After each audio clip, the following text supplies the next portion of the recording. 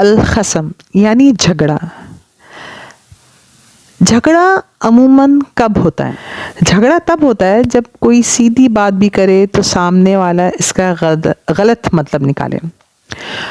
دوسروں کو بولنے سے پہلے ہی جج کر لینا اور دوسروں کو کنفیوز کرنا، کسی کا بولتے وقت مذاق اڑانا، کسی طرح کی ہٹ دھرمی، ضد، تکبر، اپنی غلطی نہ ماننا بلکہ سارا بلیم دوسروں کو ڈالنا، کبھی کبھار دلوں کی تنگی جھگڑے کا سبب بنتی ہے.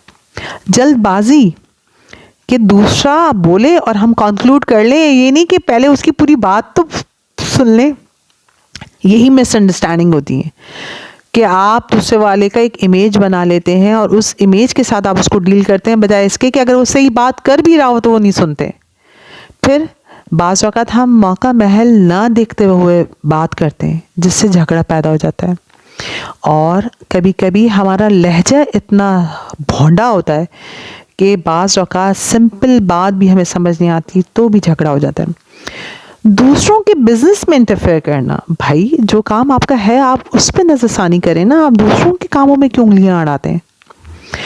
آپ کی باڈی لینگویج بھی بہت معنی رکھتی ہے.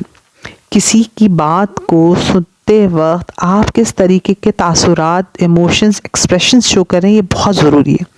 بعض اوقات آپ نے دیکھا ہوگا بچے جو ہیں وہ اپنی بات کو پہنچاتے وقت توتلا پن ظاہر کر دیتے ہیں، ہنسی نکل آتی ہے یا کوئی بات ہوتی ہے ہم ہنس رہے ہوتے ہیں تو ہم نے دیکھنا ہے کہ ہماری باڈی لینگویج کیسی ہے، کیونکہ بعض اوقات جھگڑے کا سبب بن جاتی ہے یہ بات.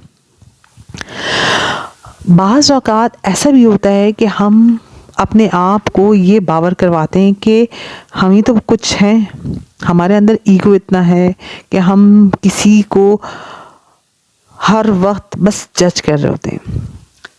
اب مسئلہ یہ تمام باتوں کے ساتھ ساتھ کرنا کیا ہے ہم نے، یہ تو ہمیں پتہ چل گیا کہ یہ سبب ہے. جھگڑا کب شروع ہوتا ہے؟ دیکھیں، سب سے پہلے اپنی زبان کو قابو میں کرنا ہے، کیونکہ یہی وہ چیز ہے جس سے مسئلے مسائل پیدا ہوتے ہیں. اور آپ کسی کو کتنے بھی دلائل دے لیں بات بڑھتی چلی جائے گی. تو ہم نے اپنی زبان کو قابو میں رکھنا ہے. اور دوسرے کو سکھانے کا سب سے بڑا ذریعہ رویہ ہے. آپ کسی کو پریچ کرتے ہیں اپنے رویے سے، نہ کہ دلائل سے.